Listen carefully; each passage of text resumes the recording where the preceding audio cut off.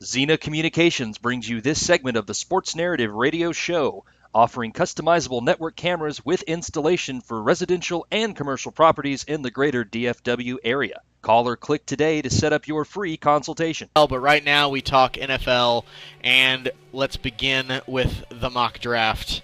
As Mock Draft 2.0 is on draftnarrative.com. You can pull that up and see it just as I am right now as we speak. Interesting developments there. I have Jalen Ramsey going number 1 overall. He's still the best player on the board. What's fascinating is, in the last 2 days, both he and Larry Tunsil, the offensive tackle from Ole Miss, both have had their pro days. Both have had the raving reviews. Maybe a little to Ramsey's favor that he got his afterward, that he was the latest guy you see. Ramsey today talked, and he says, look, he's telling Tennessee that he is the best player in this draft. Grew up right outside of Nashville, and so he really wants to be a Titan, and I think that he will be. Awesome. So, which will be an interesting record, as will be the first time that a defensive back has gone number 1 overall. Not even Deion did that. So, I still have the Cleveland Browns taking Carson Wentz at 2, and that has been interesting because of the RG3 signing from last week. The Browns signed RG3 to a 2-year deal, basically $7.5 million. It's a $15 million deal total. I think this is more of a move for RG3 to get his value back. He's going there with Hugh Jackson as the new head coach in Cleveland, who's kind of a quarterback guru, to help rebuild himself. And basically he does it for a year, and then, if he really figures it out, great, you trade him.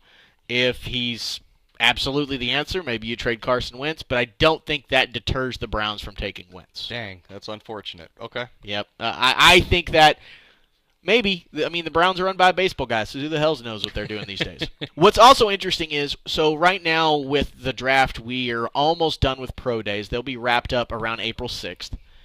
And so then usually, and I know for the Cowboys, they have their draft meeting April 11th, and that's where they game plan, they go through all the scenarios, they build their board, they get all the information they need, and they're ready to go. So that will be fascinating. So right now, when you're doing mock drafts, not even the teams know 100% what they're going to do yet. Yep. They have a pretty good idea, but that's about it. The Chargers take Larry Tunsil 3, which they're thrilled about, and then we have a trade, gentlemen. Yeah. The trade has been announced as the Dallas Cowboys trade with the Los Angeles Rams. I thought they were going to trade up to number 1 for a minute. No. Nope. They trade down. Yeah. It took you a second. Yeah. Good Lord. They got to trade up to 1. No, I don't. Oh. Never mind. The Los Angeles Rams trade from number 15 up to number 4. They give the Cowboys at least another second-round pick, as they have 2, maybe both, but at least 1, and then probably something else.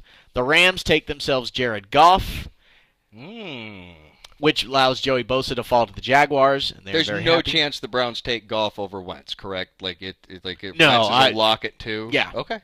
Because it's about hand size, because you're throwing in the cold, and so you need to have a larger hand. Goff's hand's 9 inches long. Wentz played in North Dakota, so he Exactly. understands. He knows how to Cleveland throw it. ain't got nothing. Exactly. Let's see. We got DeForest Buckner to the Ravens, Miles Jack to San Francisco as they miss out on a quarterback, but Chip Kelly loves himself some Pac-12 guys, so he takes Miles Jack. Interestingly, he's still trying to get the full clearance on the knee.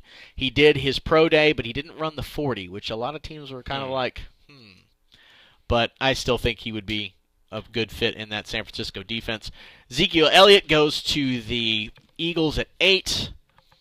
Then we skip down a little bit. Like I said, you can see all of these results at draftnarrative.com. Robert Nkemdiche gets drafted by the Oakland Raiders at 14 as a defensive end, defensive tackle. And your Dallas Cowboys, with the 15th pick overall, take Paxton Lynch, the quarterback from Memphis. Ooh. So they get their quarterback, just not where you think they do. 15 for Lynch. Is that good range, or is that reaching a little It's bit? about right. I think value-wise, he actually is probably a late first, early second guy. However, quarterbacks always move up. Gotcha. There is no way that happens. That makes way too much sense. They get their quarterback and they pick up a pick? Come on. But here's the one question that I got. Yes, Dak Prescott, where is he slotted to go? Well, that's interesting. You don't have him in your first round, do you? Or do you? I do not have him in the first round. In fact, I have only one other quarterback going in the first round, and that would be Connor Cook going to the Denver Broncos at 31. Heard his name rising a little bit. I've heard his name linked with the Broncos because they desperately need a quarterback, and he is the most ready-to-play quarterback in the draft. Interestingly, I then have Dak Prescott potentially going to actually change this. I actually had them going to Carolina at the end of the second round. I could see him there in the third. I've seen him there in the fourth. That DUI thing that he got, I think really hurt his value. It does, and that's why I asked that is if you do make that trade with the Rams and you pick up 2 second-round picks, what's to prevent the Cowboys from gambling that Prescott's going to be there? Because the one DUI thing is enough to scare a few teams off. I don't think it's enough to scare the Cowboys off. Obviously not. Especially if they like the guy. And then at 15, again, you can pick up an impact player then, something like the wide receiver Laquan Treadwell. So something in there that you can have now, and then which you get is your a guy to develop. They have talked about Laquan Treadwell. They've talked to Sheldon Rankins, the defensive tackle from Louisville. They've talked to Shaq Lawson and a couple other guys that would be right in that range, guys that I have going right and around that area. In fact, I have Shaq Lawson going to the Dolphins at 13. Mm-hmm. I have Sheldon Rankins going to the Bills at 19. So all of those are very much possibilities. Mackenzie Alexander, another guy the Cowboys talked to at the Combine. I have going with a couple picks later to 17 to the Falcons. But right now you think Paxton Lynch is the guy that they've really settled on at the quarterback here's position. why I say that. Okay. Because immediately after the owners' meetings, which, in all honesty, I think the deal's done. I think this deal is in place. This is very much something that Jerry has done before. He did this the year that they traded down and got Travis Frederick. Mm-hmm. But that deal with the 49ers was done well before draft day. Mm-hmm. I think this deal is done. And I think what happened was they worked it out at the owners' meetings. And when Garrett left the owners' meetings, he immediately flew to a private workout with Paxton Lynch. And it's the first private workout that Garrett had gone to. Now, immediately after that, he also went to the Ohio State workout, or pro day. Yeah, got a couple guys there that you might like to see wearing the star there. Which, by the way, and obviously Joey Bosa is there, but I actually have the Cowboys taking an Ohio State player in the middle second round. With the extra pick, they pick up the L.A. Rams. With the 43rd pick, I have your Dallas Cowboys taking Braxton Miller. Okay. And the reason is they had him at the Senior Bowl. Yep. You remember Braxton Miller. I do. Wide receiver, kick returner. Also did a little bit. He didn't really do it in the game, but I know he did it in practice some. He did a little bit of running. So this is a guy who helps your running game, your kick return game, your wide receiver as a slot guy, and a guy who can really take the top off the defense. Okay. And he's your emergency backup quarterback on and game he could days. be a backup quarterback. And I saw a lot of Dez in him. Not the good parts, but I saw a lot of Dez in him. Oh.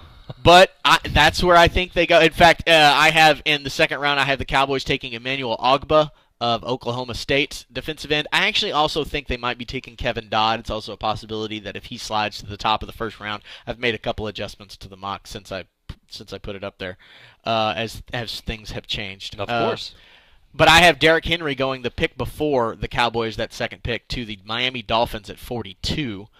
They are in talks to sign. Where is that? They were in talks to sign the Texans running back, Arian Foster. Find more by subscribing to this channel and visiting us at www.thesportsnarrative.com. Join us every Tuesday at 8:30 p.m. Central for a live edition of the Sports Narrative Show, brought to you by Xena Communications and G&K Services.